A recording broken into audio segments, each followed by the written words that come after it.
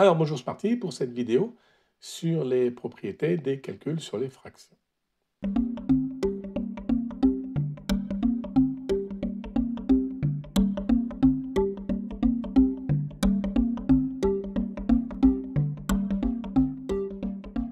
Première propriété, a sur b plus c sur b, c'est la somme des numérateurs a plus c sur b. Si on a le même dénominateur en bas, là dans mon exemple 4, à ce moment-là je peux ajouter en haut 1 plus 2 sur 4, ça fait 3 quarts. A sur b, c'est pareil que a fois c que divise b fois c. Exemple, 1 sur 4, si je multiplie en haut et en bas par exactement la même chose, 3. Eh bien, 1 fois 3, ça me donne 3 en haut, et 4 fois 3, ça donne 12. Donc 1 sur 4, c'est exactement pareil que 3 sur 12. Allez, tiens, je multiplie encore par 2 en haut et en bas.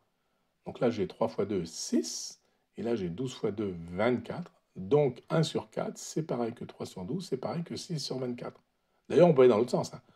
On peut partir de 6 sur 24, on voit que c'est 3 fois 2 et 12 fois 2, donc je simplifie, comme on dit, il me reste 3 sur 12. Et puis là, je peux encore simplifier par 3 en haut et en bas, il me reste 1 sur 4. Troisième propriété, quand on multiplie deux fractions, on multiplie les numérateurs et on multiplie les dénominateurs. Exemple, 1 sur 4 fois 2 sur 3, c'est 1 fois 2 en haut que divise 4 fois 3 en bas. 1 fois 2, ça fait 2, 4 fois 3, ça fait 12. Mais ça, je peux le simplifier. Parce que 2, c'est 1 fois 2, et 12, c'est 6 fois 2. Donc on voit que j'ai 2 en haut et en bas, que je simplifie, il me reste 1 sur 6. Et dernière propriété extrêmement importante, diviser par un nombre, ça revient à multiplier par son inverse. Diviser par la fraction a sur b, c'est exactement pareil que de multiplier par la fraction b sur a. L'inverse de la fraction a sur b, j'inverse des numérateurs et dénominateurs. Le a il passe en bas et le b il passe en haut. Exemple, 1 sur 4 que divise 2 tiers. Divisé par 2 tiers, c'est multiplié par son inverse. L'inverse de 2 tiers, c'est le 3 passe en haut, le 2 passe en bas, c'est-à-dire 3,5. Maintenant, j'ai une multiplication, je sais le faire. Je multiplie les numérateurs, 1 fois 3, 3. Et je multiplie les dénominateurs, 4 fois 2, 8, ça fait 3 huitièmes.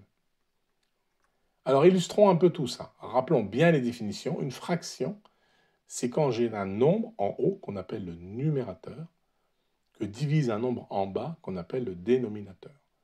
Dans tous les exemples, je n'ai mis que des nombres entiers. Il peut y avoir un signe moins éventuellement.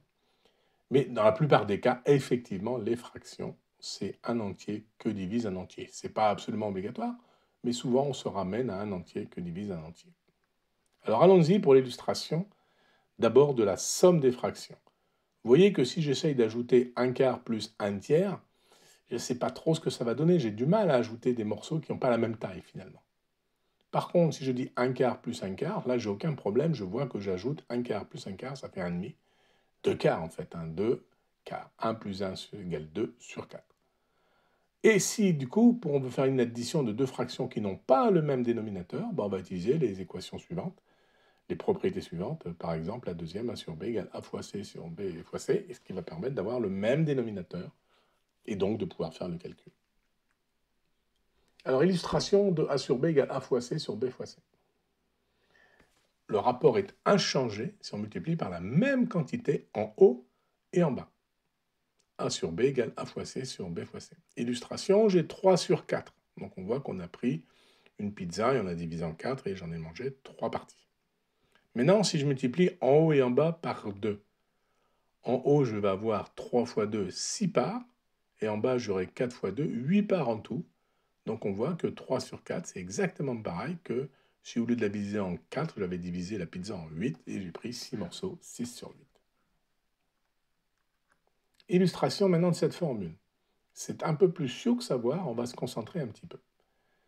J'ai 2 septièmes, ça veut dire que sur un carré tout en blanc, je vais prendre que la partie bleue.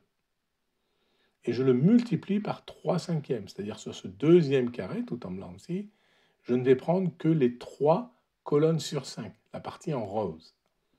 Eh bien, comment je fais le calcul? Dire 2 septièmes, ça veut dire que je ne prends que la partie en bleu.